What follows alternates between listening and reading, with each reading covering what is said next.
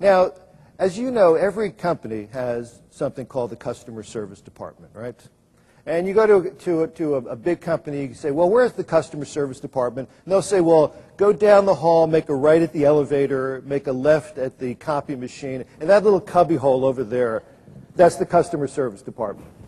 When, in fact, the customer service department is everybody.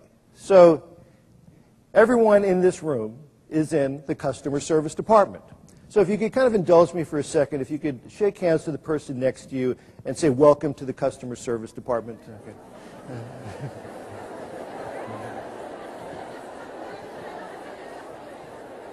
Okay. Okay.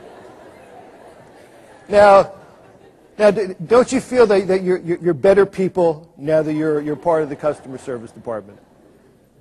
And you know, and I say that, you know, half serious, half joking, but it is really the whole point that no matter whether you're the CEO or you started yesterday, everybody is in the customer service department because you're all there to serve the customer.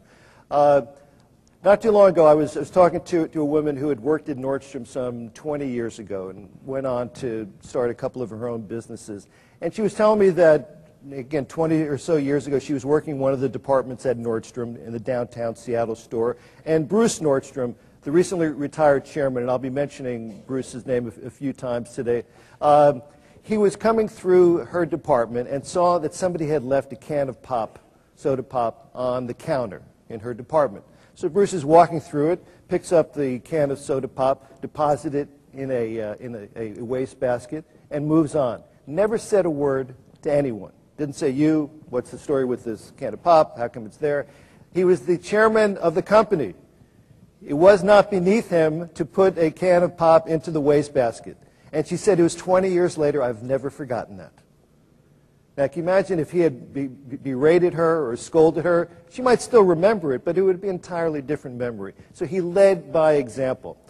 A while back, I was in Richmond, and for those of you in the Virginia area, you might be familiar with a supermarket chain called Ukrops, U-K-R-O-P-S.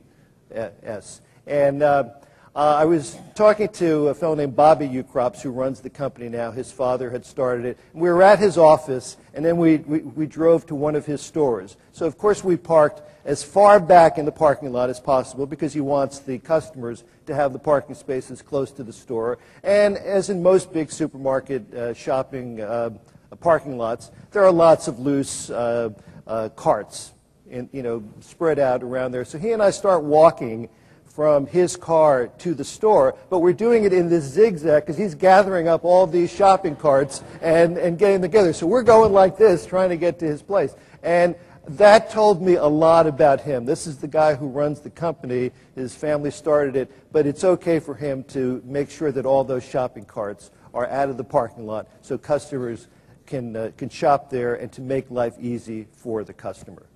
Well, it's great to be with a group that actually knows about Nordstrom, and I don't have to go into a whole lengthy explanation about that. By the way, some of you are probably going to ask, are all the clothes that I'm wearing from Nordstrom? Yes, they are. I bought them a couple days ago. I'll be returning them this afternoon. And if you boil the Nordstrom system down to its essence, down to the one sentence, is that Nordstrom gives the people on the sales floor the freedom to make decisions, and management supports them in those decisions. Do they always make the right decision? Well, of course not. But if you're going to be talking about empowerment, you better let people make mistakes. And then, so they deal with a situation a certain way, and if it didn't work out, you say, well, next time when you're faced with this set of circumstances, try doing it this way instead of that way. As opposed to companies that talk about this empowerment thing, and then somebody makes a mistake, say, you idiot? What were you thinking of? Don't ever do that again. And not only that, they ball you out in front of everybody else. So that person, of course, will never stick his or her neck out ever again because of that, and neither will anyone else, because word will get around that they're not really sincere about this empowerment thing. So, customer service is not for the faint of heart. You have to have a lot of courage. You have to have a lot of faith in the people who you hire. So it's up to those frontline people to really formulate and maintain those relationships with the customer. is I've had many Nordstrom salespeople said to me, it may say Nordstrom on the front of the building, but I want people when they think of Nordstrom to think of me.